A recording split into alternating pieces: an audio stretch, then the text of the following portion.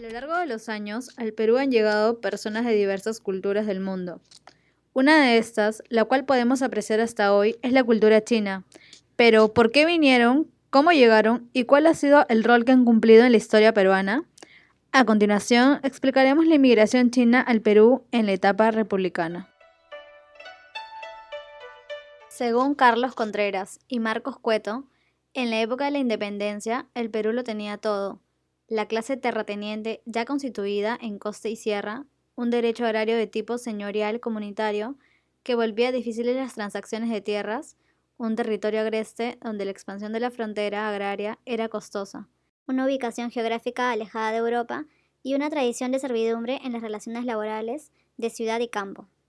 Fernando Trasegnies, historiador de la PUSP, menciona en su libro En el país de las colinas de arena que el presidente de Castilla abolió la esclavitud negra el 3 de diciembre de 1854, sin tener en cuenta que el número de esclavos encargados de estas tareas disminuiría tanto que no podía cubrir las necesidades de la agricultura.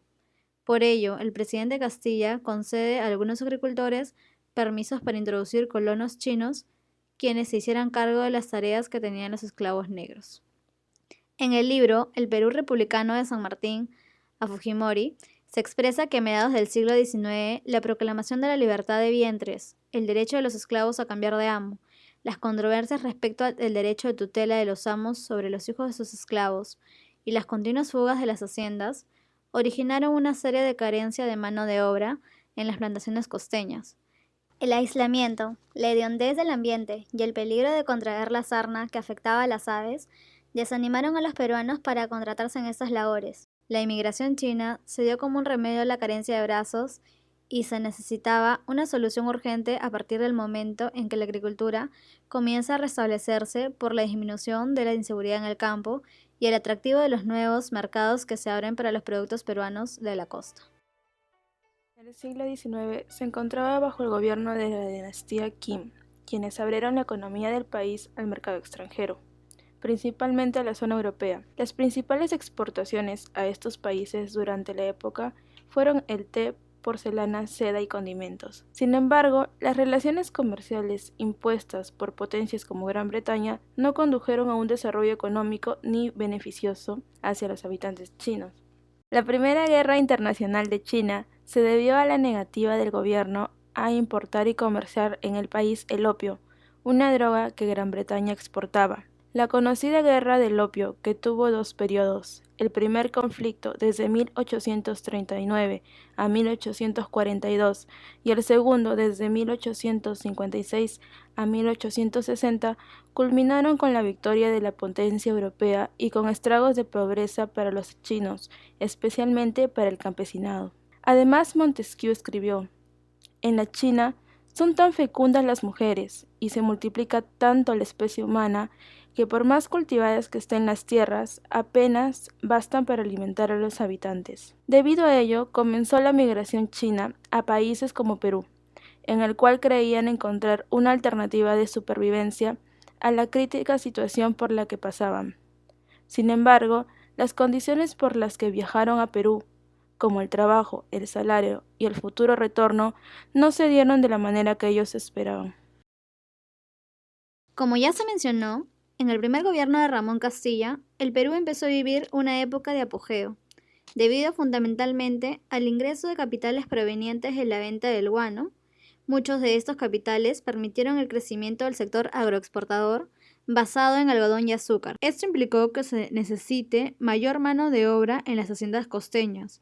Los esclavos no satisfacían la demanda y los jornaleros libres tampoco. En esa circunstancia, se plantea que la inmigración sería una solución al endémico problema de la falta de mano de obra. Por ello, se dio en el Perú la Ley General de Inmigración en 1849, siendo apodada Ley China, donde se explicaban las razones de tal migración. En las circunstancias mencionadas, Manuel de la Torre, diputado, planteó un proyecto que favorecía la inmigración. Se decía que el Estado tenía que firmar con los capitales contratos por 10 años, para que estos introduzcan colonos, quienes recibirían una serie de beneficios como tierra y dinero en efectivo. A pesar de la necesidad, el gobierno procedió a realizar un estudio en la costa para determinar qué se podría hacer. Para 1849, el terrateniente Domingo Elías, quien había fundado el Colegio Guadalupe de tendencia liberal, consiguió que el Congreso Nacional apruebe una ley que fue conocida popularmente como la Ley Chinesca o China, nombre dado por Paz Soldán porque fomentaba la migración de chinos, que fue llamada formalmente la Ley General de Inmigración. Aunque la Ley General de Inmigración fue aprobada en noviembre de 1849, ya Elías había introducido colonos chinos al Perú.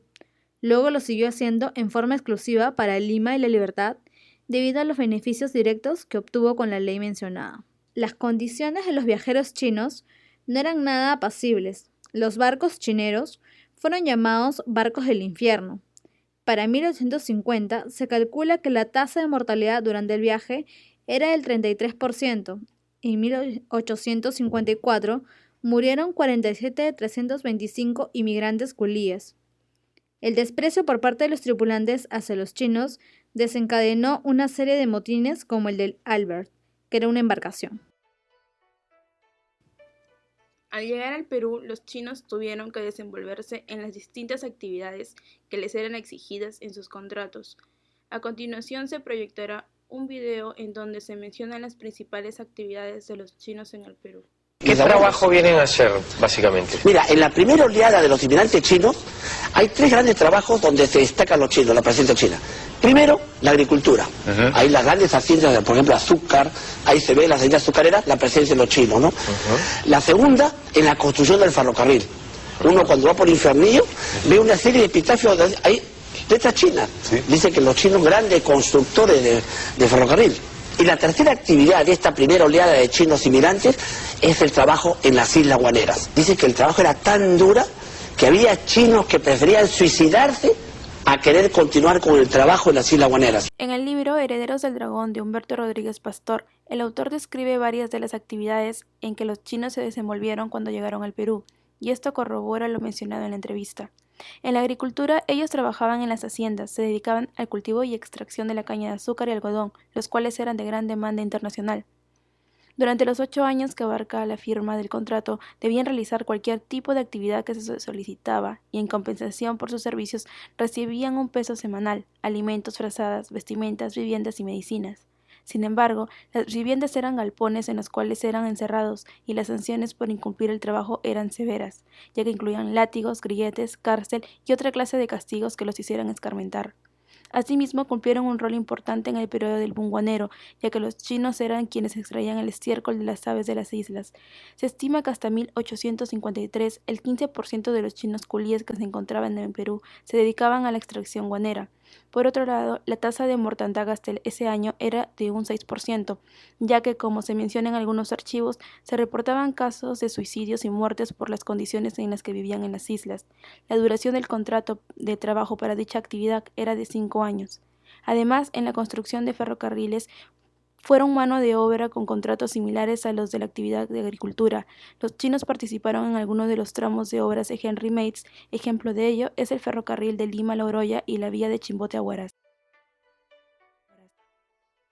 En el libro El Perú Republicano de San Martín a Fujimori, escrito por José Luis Huiza, Raúl Palacios y José Valdizán, mencionan que el tráfico de colis concluyó con el Tratado de Amistad, Comercio y Navegación entre Perú y China, suscrito en Tientsin el 26 de junio de 1874. Luego de la Guerra del Pacífico, la situación fue diferente en la agricultura costeña, generándose una masiva migración interna de campesinos de la sierra hacia la costa, que originó un precio más cómodo para el hacendado. Por ello, el trabajador chino fue dejado de lado. A fines del siglo XIX, la presencia china en el campo era mínima. Su presencia en las ciudades es otra historia. En un principio, los chinos en el Perú fueron tratados de forma discriminatoria. Con el pasar de los años, estos se fueron ganando el respeto gracias a su incansable esfuerzo de superación y preservación de los buenos valores que se les habían inculcado a otros. Algunos chinos radicaron en Lima, y su número ascendió a 5.624 individuos, según el censo de 1876. Se dedicaron al pequeño comercio y en pocos años llegaron a afianzar su posición económica. En la capital mantuvieron sus costumbres y religión, organizaron su teatro, sus diversiones, sus comidas y desarrollaron una activa sociedad paralela a la ciudad limeña. En la actualidad, la población china en la sociedad peruana es una clase pujante, competente y emprendedora. Las consecuencias de la migración china fueron enriquecimiento cultural, nuevos aportes a la culinaria peruana, vida social y costumbres, religión, música, etc. Creación de nuevas grandes empresas como la son Won, Tai Loi y otras.